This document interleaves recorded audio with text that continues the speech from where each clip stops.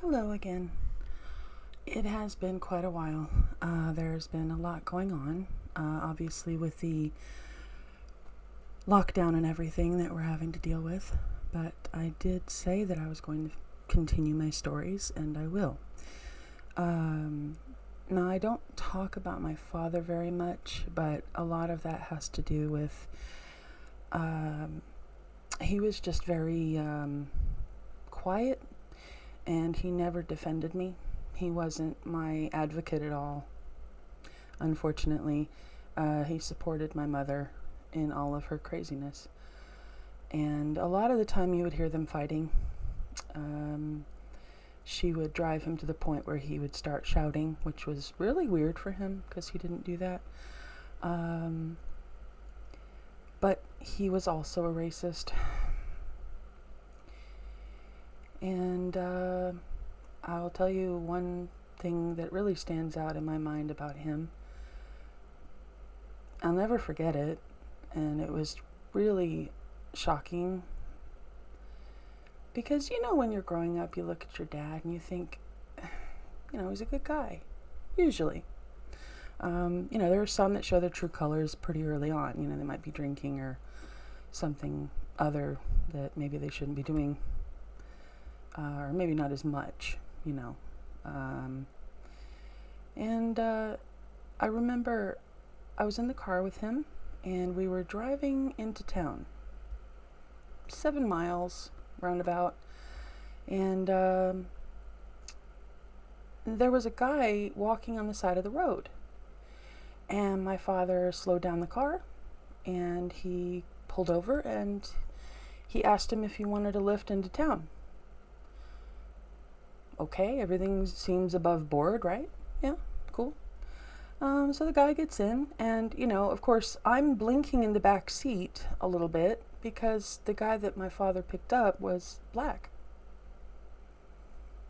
My mother had been very vocal about not liking black people, but my father had not really said much about it, so I never really knew where he stood about it until much later. Yeah. He had a really nice conversation with the young man on the way into town. I was in the back seat still thinking, okay, this is a little odd, but maybe it's okay. I don't know, because you're not sure. You hold out hope that your parents are going to be nice. And he dropped him off. They ended, a really polite terms, or so it seemed. And the next thing I know, I don't even know if my dad waited until he was out of earshot, really, which kind of makes it worse.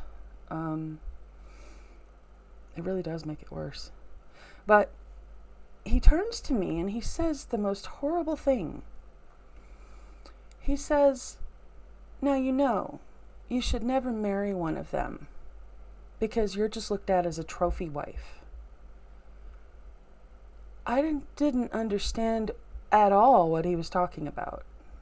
I think I was about 13, 14, somewhere around there. And this was about 1990. Oh, 1990? Oh gosh. I will get back to you on the proper date on that. But it was quite a while ago, and it was out in West Texas, and there was no internet, there were no smartphones, there was nothing like that. It was very rural and very isolated. And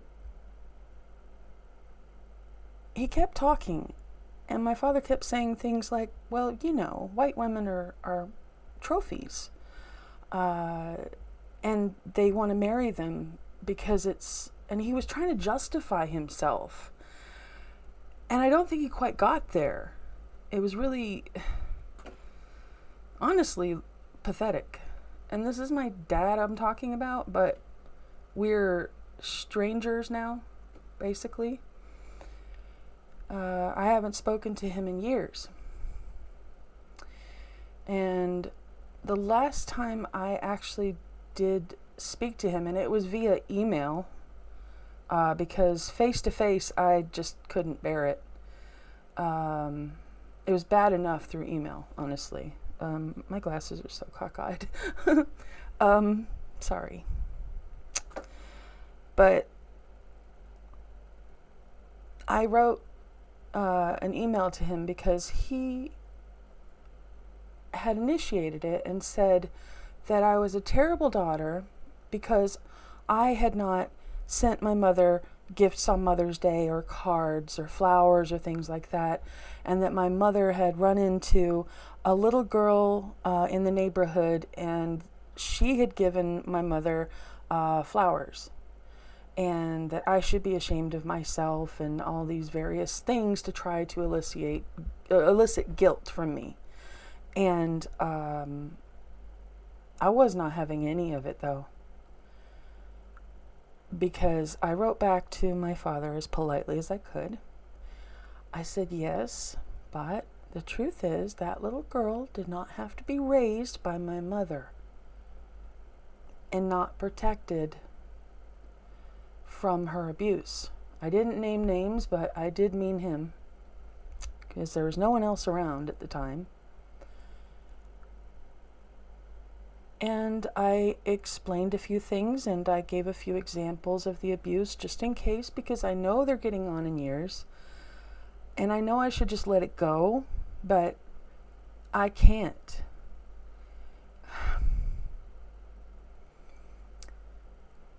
They disowned me years ago, and we can't get along anymore.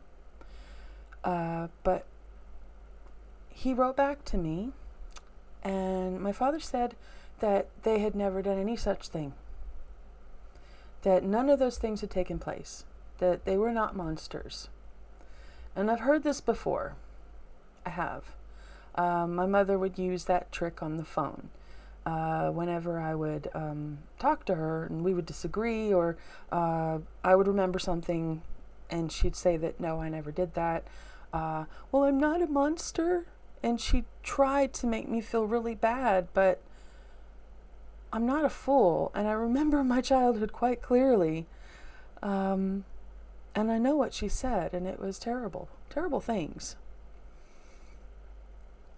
So for my father to do that and to deny that it ever happened at all, it was just a little too much for me. So I haven't spoken to him since. I don't know what's going on with them or anything, and I don't know how to feel about that. I really don't.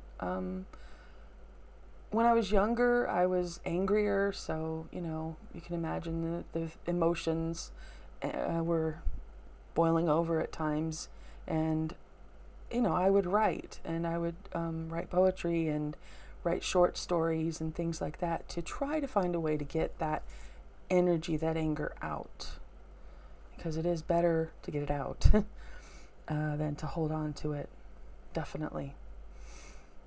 But yeah, my mother spent the majority of her life belittling me and saying that I look like a man, that I walk like a man, that I sounded like a man, that I was going to hell, that I was Satan's daughter, and I should... I don't know how to say this. I don't know if YouTube is going to have a problem with this. That I should prepare myself for copulation with him. Is that a better way of saying it? And it was all very shocking, obviously, because I was very young when she would say these crazy things, and he wouldn't do anything to protect me. She'd just go on and on and on about these horrible things. She took my bedroom door off of my bedroom. I had no privacy at all. The bed had to be made. Fine, no problem.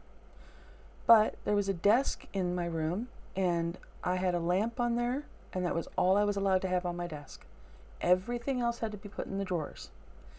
My closet, which was on this side, it had those kind of like shutters almost, and it would close like 4 pieces. And it had to be shut and orderly at all times. The floor had to be perfect. I had no posters on the wall. I could have nothing in my bedroom, nothing. No pictures, no paintings. I couldn't draw anywhere. I had nothing that was mine. It was a little weird, but that was the way it was. And she would often go over to Fort Bliss in El Paso. I think it's still there. I haven't been in so long, but I presume it's still there. It's an army base, and it's where my dad went to go get his cardiology appointments taken care of with his veterans stuff. And so while they were gone, they'd be there. It was like about a 4 or 5 hour drive. But while they were gone, I was expected to look after the house and clean and hoover and wash the laundry and hang it out on the line outside and pick up the eggs and, straighten every single thing in the house. And in the kitchen, the toaster had to be put in the cabinet. Everything had to be taken off the counters. There could be nothing on the counters at all. So you would see this long, expansive counter and then a stove. Even the pots and pans were put in the cabinets. So there was nothing out. It was very odd, like the living room, there was a sofa, there were chairs, and a TV. That was all. No, I'm wrong. In the corner, there was a very dusty brass vase that held eucalyptus leaves. And they were strong, and it smelled terrible. And to this day, I really am not a fan of eucalyptus. Kind of reminds me of that. But whenever I would have, it happened, twice when I was in school there. But whenever I had anybody over, they would always tell me that my house was like being at a doctor's office. And I didn't really understand that because my mother, anytime anything would go wrong with me health-wise, my mother would try to convince me that it was all in my head and that there was nothing wrong with me, which was also really problematic because I was having a hard time breathing. So at some point, we were at Fort Bliss. I came along, I guess. I think it was time off school. Maybe it was in the summer. But I was with them, and I was at the hospital. Now, I'm no dummy, so I'm wandering around. I think I was about 13, and I noticed asthma being advertised, not advertised, but, on the notice boards. And I started looking at that, and I'm like, well, I'm having problems breathing myself, so I walked over there and I said, okay, I know this is irregular, but I'm having problems breathing. And my mother says that there's nothing wrong, but can you look? And the nurse said, well, yeah, sure, So she took me and into one of the back offices, and they proceeded to do breathing tests. Come to find out, I was breathing at that time at 40 to 60% of my lung capacity, which is troublesome, as I'm sure you can conclude as well. They wrote out some prescriptions for me. They said that I needed to take them, and that I was having severe breathing problems, and that it would have to be looked after for the rest of my life because asthma doesn't go away. Okay. So I go find my mother and I show her the prescriptions. And it was because there were so many people around, I think. She kind of gave me a glare. And she looked at me and she said, "This is the only time we're getting these because you don't need them." I mean, menacing, mean. I don't know why. But that's just how she was. So I got my prescriptions and they made me feel better. It helped. One was a steroid and then there was the inhaler. It helped. But she just said it was all in my head. And that's how pretty much all of my medical issues were covered when I was growing up, because she's a narcissist. I'm being dramatic. It was all in my head. It can't possibly be that bad. Oh, it doesn't hurt that much. These were common phrases. And another thing I've noticed is that she never hugged me. She never said, "I love you." She never gave me a kiss on the cheek. There was no kindness. There was no affection, no touching. And now I still have a little bit of I have to ease into physical touch. Once I'm used to it and I feel comfortable that I'm wanted, then it's fine. And I love hugs. They're wonderful. Which makes it even more odd looking back, And I want you to know, as I'm telling you these things, it's not to elicit sympathy or anything like that. It's more that I want to share my story just in case somebody hears it and they can find commonalities within my story, and maybe we can talk, or maybe I can help them, or maybe I can show them that you can go on with your life and it doesn't have to end your potential happiness, So this went on a lot longer than I intended, but I'm very grateful for technology that we have now, and just being able to share my voice, my story. And I don't know that this is ever going to become a big giant channel. I don't know, but I do know that I love so much about this world, and I love interacting with people. And yeah, I know that there are mean people out there, but I can handle that. I'm not worried about that.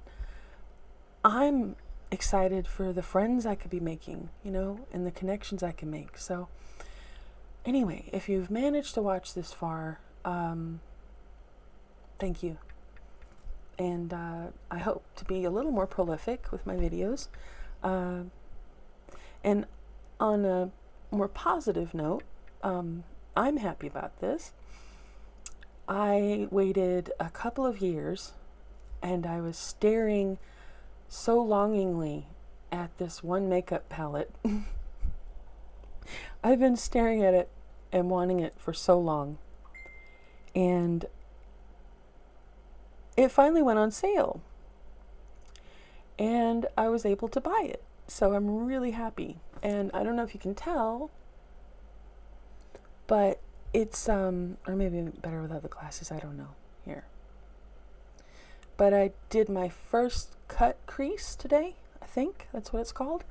And I got my first palette. Here we go. I'm so excited with this. I got my blood sugar palette. And I've wanted this for years. So I'm really, really chuffed. And I have a few other things on my wish list from Jeffree Star, definitely. I can't lie. I didn't plan on making this a pitch, but I've been buying makeup for a very long time. And I can tell you this. My finger touched the first pot of color. It was so rich and vibrant, and I will never go to another. I really don't see myself going to another color palette, honestly, because all the choices are they're so beautiful, and they go on so smooth, and I'm just blown away. I mean, I need a little help in the future with like bags under my eyes and things like that. So I'm hoping to be able to talk about more positive things in the future. Not that it's necessarily negative, but I want to learn more about pretty much anything I can. So yeah, I'm hoping this reaches a few cool people. Anyway, thank you for listening, and I'll talk to you another time.